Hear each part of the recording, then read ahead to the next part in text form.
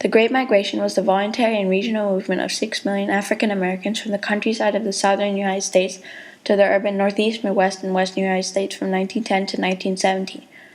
Most African Americans lived in the southern states and worked as slaves on farms. When the Emancipation Proclamation was signed in 1863, this started to change. They moved to the north to find jobs in cities to work in industrial factories because of the labor shortage in the start of the First World War. This would be a pull factor. Other pull factors are that in the north they had more rights, men could vote, and there was better education. The quality of life was better for these people. The push factors of the Great Migration were lack of jobs, extensive violence, lynching, and segregation in the southern states. The effects of the destination were that the Great Migration created the first large urban black communities.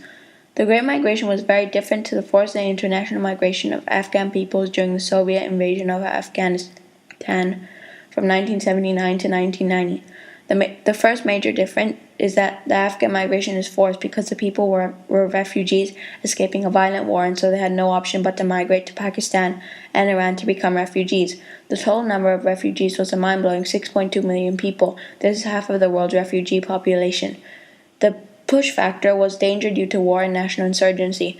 Millions of villages were demolished and people were left homeless. There was massive unemployment due to the collapse of the nation's economy.